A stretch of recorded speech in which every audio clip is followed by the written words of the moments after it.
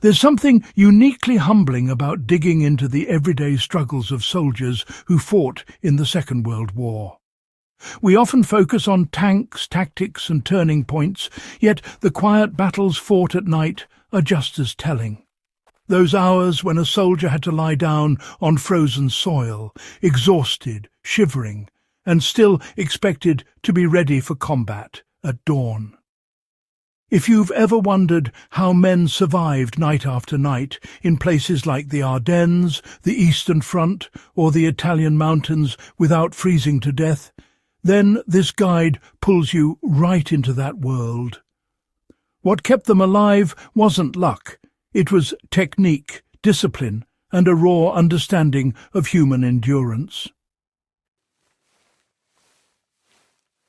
For the next few minutes, I want you to approach this topic the way a field commander approaches a problem, practically, precisely, and with respect for the hard lessons history has preserved.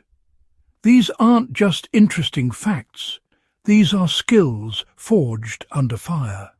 And by understanding them, you not only honour the men who use them, but you gain insights that any modern survivalist can apply today. So let's get into 9 WWII soldier sleeping hacks for surviving frozen ground, the way we do on History Reborn Alive, with accuracy, depth, and a sense of respect for the people behind the history. Soldiers learn to insulate from below because the ground steals heat fastest. One of the first lessons troops learned, especially in Russia and Northern Europe, was that the ground, not the air, was their greatest enemy. Frozen soil conducts heat away from the body 10 times faster than cold air. Soldiers improvised insulation with whatever they had. Pine branches, hay, broken crates, ammunition box padding, even spare clothing laid flat beneath them. If 2 men had to sleep in a foxhole, they would take turns gathering material to create a barrier between their bodies and the earth. A modern survivalist can take this exact principle and apply it the next time they're outdoors, in winter. Even a thin layer of brush under a sleeping bag drastically increases warmth. If you find yourself without gear, follow what Soviet troops did outside Leningrad. Scrape evergreen branches, lay them thick, and rotate them nightly as they compress. They used body heat pooling by sleeping in pairs or groups when allowed. Despite what Hollywood might show, militaries actually encourage sharing body heat when the weather dropped to, well, truly lethal lows. American paratroopers in the Ardennes, for example, famously slept back-to-back inside foxholes.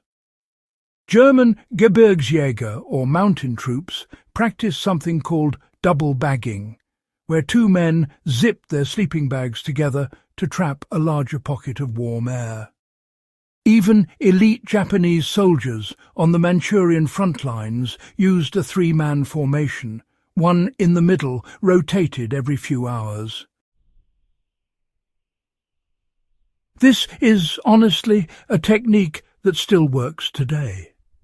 If you find yourself out in the cold, pairing up, whether you're using bivy sacks, sleeping bags, or just simple wool blankets, can make temperatures survivable. It's uncomfortable, sure, but warmth really does outweigh pride. They pre-warmed their sleeping spaces using fire discipline and embers. In many units, a small, carefully managed fire was used not so much for warmth, but for heating rocks or embers that could then be buried beneath the sleeping area.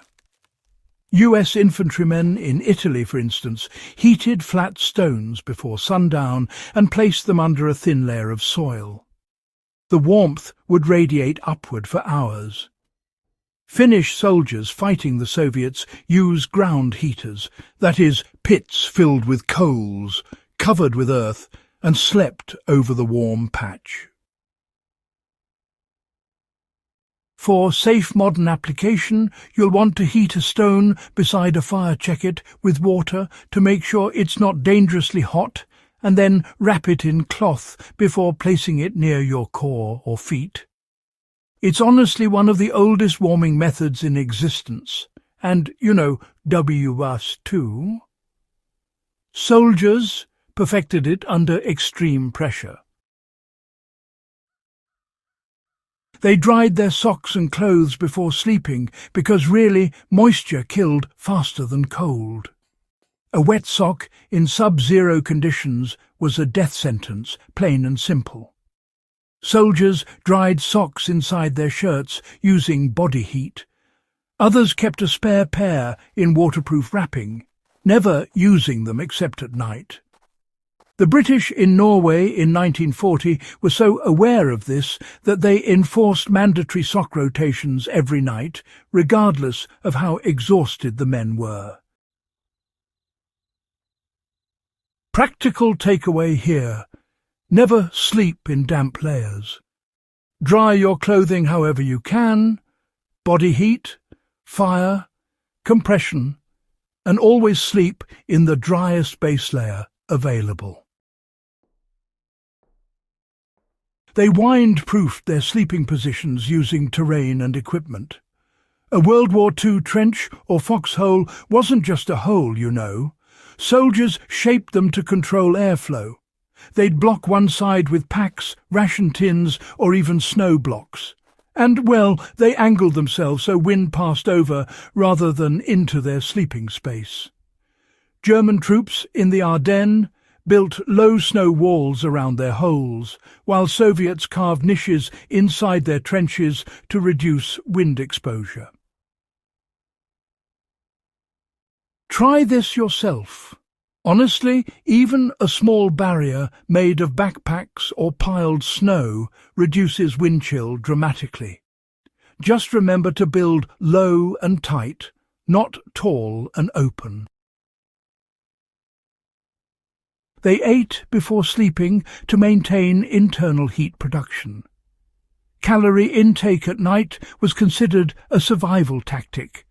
A soldier who went to sleep hungry was at higher risk of hypothermia because metabolism slowed, Allied troops often saved part of their rations, usually fats or chocolate, to eat right before bedding down. The Wehrmacht distributed pork fat specifically for cold weather nights. So, just remember to follow the same rule. If you're sleeping in the cold, eat something with fat or carbohydrates right before lying down. It really does keep your internal furnace running through the night.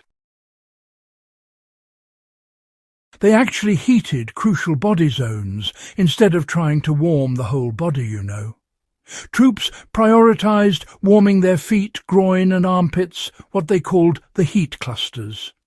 Warm these and the rest of the body follows, simple as that. Soldiers would place heated stones or canteen cups wrapped in cloth at their core areas. Even gloves were sometimes stuffed inside jackets to warm their hands overnight. In practice, you want to warm your core first. A heated object near your stomach works far better than trying to warm your entire bag or blanket, believe it or not. They used controlled breathing to reduce heat loss.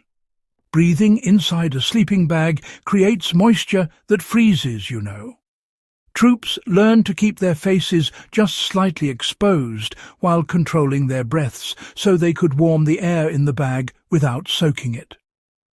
This technique actually comes straight from Arctic expeditions, and it was taught to British commandos and Soviet ski troops alike.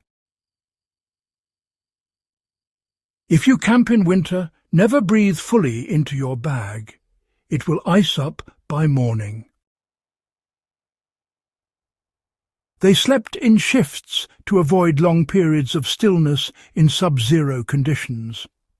On the coldest fronts, soldiers didn't sleep long. They rotated every 90 minutes to remove stiff joints, stretch and regain circulation. This was especially common among German and Soviet troops in open snow positions. It kept blood moving and prevented early hypothermia. You can adapt this by setting alarms during extreme cold survival situations. Movement restores circulation and warmth. These methods weren't theories.